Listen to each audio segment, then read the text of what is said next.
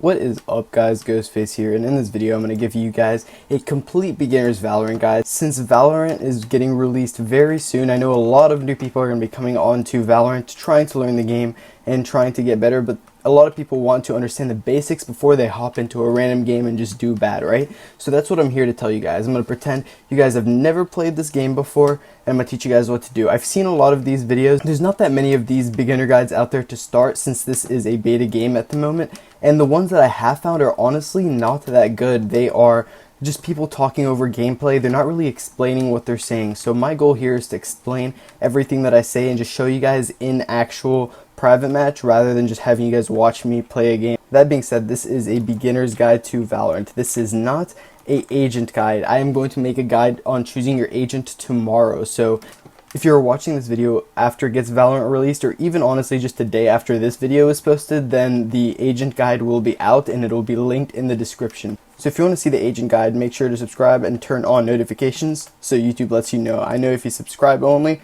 you won't get notified. I also know that 95% of my viewers are not subscribed. So if you are part of that 95% of people who are not subscribed, stop being a loser, subscribe, become part of the notification squad, and we'll be all friends. I'm here to help you guys and literally taking any video request idea at all. My channel is small enough so I could do that. When my channel gets bigger, I don't know how many I'll be able to take, but I love just talking to you guys in general. Even though there's not that many, each and every one of you is what matters. So I'm here to help you, like the person that's watching this right now. Like, even if you're the only person, like, that's enough for me to help you, if that makes sense. So before we get into this video, let me give you guys a little outline. The first thing we're going to talk about is just how the game works. Competitive versus unranked, the different map types. You're going to actually focus on your mini-map. We're talking about movement, your aim, how to spray, your preferred weapons. We're going to talk about positioning. We're going to talk about the economy and communication. If you've played anything like CSGO, this is very similar to CSGO. You're going to feel very, very familiar with this game. But if you come from games like Call of Duty or anything like that, you might feel like there's a learning curve to this, right?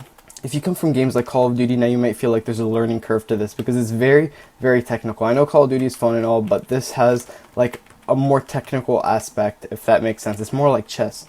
But the whole outline of the game, if you're from Call of Duty or if you are from CS, it's just like a CS game. If you're from Call of Duty, it's kind of like search and destroy. You can see there's actually 3 bomb sites. There's 2 different types of maps. There's ones that have A and B bomb sites, and there's ones that have A, B, and C bomb sites. This is the only one at the moment, which is called Haven. There may be more in the future. There's 5 people on each team, and if you are attacking, your whole point is to take one of these sites, plant the bomb, and have the bomb defuse. Or the spike, sorry, in this game it is called the spike, not the bomb. If you're on attacking side, if you don't get to plant the bomb but you kill everybody on the other team, then you win the round anyways. That works for both sides. As long as if everybody on the other team is dead, then you obviously win, right? But you could also plant the bomb as attacking. And for defending, you can defuse the bomb. Even if not everybody on the other team is dead, you could defuse the bomb and you could still win. If you plant the bomb, however, you need to wait for it to blow up if you're on attacking side for it to get the win, right?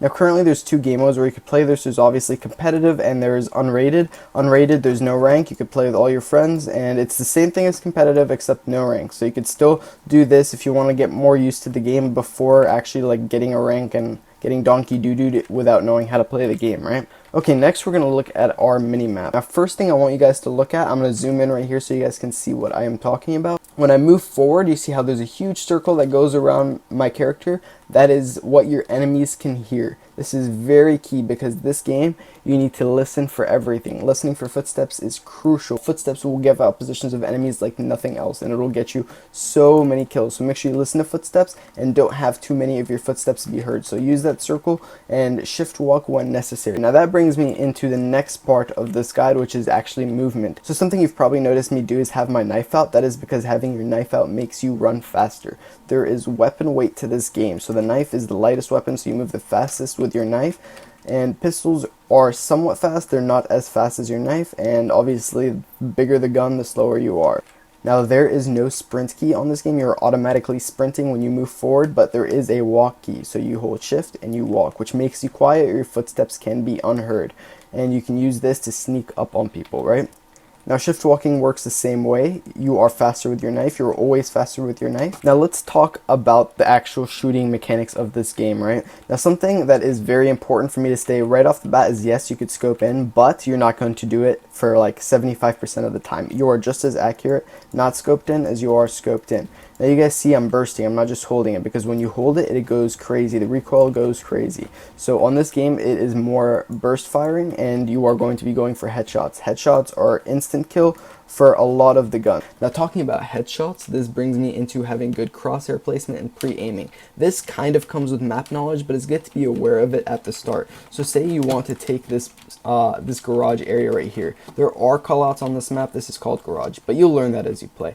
Anyways, if I'm taking garage, I need to pre-aim. I need to put my crosshair where I think they are before I even show up. So I think they might be there, right? So I'm checking these corners, and then oh, there's a box, he might be there. Oh, other side, check. Okay, no, not there. Is he gonna come garage again? Check there. Okay, he might be here. So you pre-fire. Pre-aiming, pre-firing, these are all key things that you'll learn over time, but they're very, very important, right? Now talking about pre-firing, it's also important to know to have good positioning. If you're holding a site, you want to have a good position so you could fall back after and not take damage and not be able to get killed, right? You want to have some cover, and you want to be able to have a place to retreat to after you finish that gunfight, just in case you get low, right? So it's always good to find a good place to hold. This is a good place right here. For example, if you have an operator, you could sit right here. Operator is like an op on CSGO. It's a very strong sniper rifle. One shot, one kill, anywhere from the chest or above. Operator is very powerful. Anywhere center mass is just going to be a straight up kill. Now let's talk about wall bang. Since we're talking about positioning, you could wall bang too. So say somebody is like right there, right? But I'm not peeking there. I'm peeking from like this angle right here, and I know he's there. Now generally you wouldn't be peeking here because you're exposed to this angle, but this is just an example, right? So you could actually shoot through the wall. So that being said, if somebody's behind a wall, probably shoot them through the wall. 99% of the time it'll do damage. Depending on the gun you're using, probably will do damage, might even kill them. Wall banging on this game is just a whole other level compared to CSGO. You can do it way more than CSGO. Now let's actually talk about the economy and the weapons, right? So these are the weapons right here, obviously.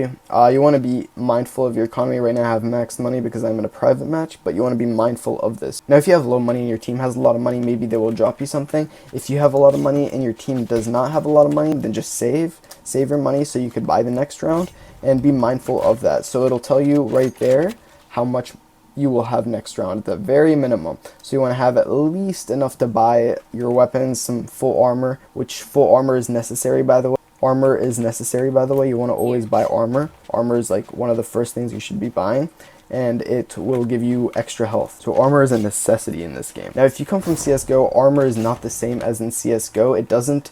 It's not like head armor. What it is it just gives you extra health. So if you get hit in the head, your head is going to bounce back regardless, right? Now, the main guns you're probably going to be using if you have a full buy is probably going to be either the Vandal or the Phantom. You're obviously going to have full armor.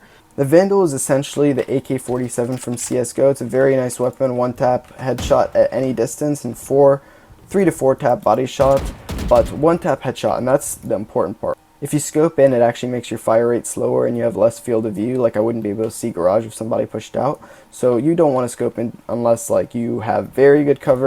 So you wouldn't really want to scope in too much. You're going to learn when you should be scoping in later as you play the game. For now, try not to scope in too much. Get used to just being able to spray or tap people in the face, right? Now the Vandal and the Phantom actually do the same amount of damage at anywhere from 0 to 15 meters, while the Vandal stays at that damage, but the Phantom decreases over a longer range. As you can see on the right side of my screen here, anywhere from 15 to 30 meters, the Phantom actually reduces in damage. So body shots are 35, headshots are 140, and leg shots are 30.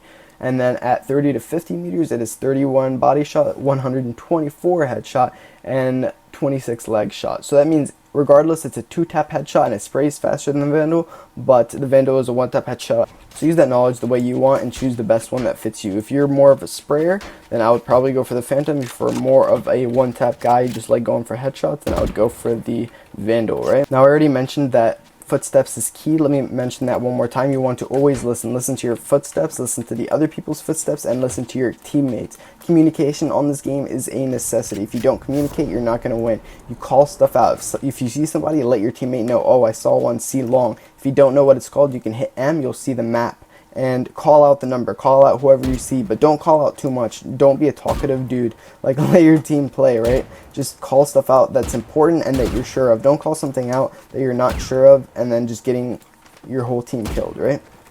That being said, if you guys enjoyed this beginner guide and you are looking forward to more Valorant videos, make sure you drop that like and subscribe for more videos just like this to help you guys get better at Valorant. Leave a comment on what you would like to see next. I am reading every comment and I will heart your comment as soon as I read it. So I love you guys. Peace out.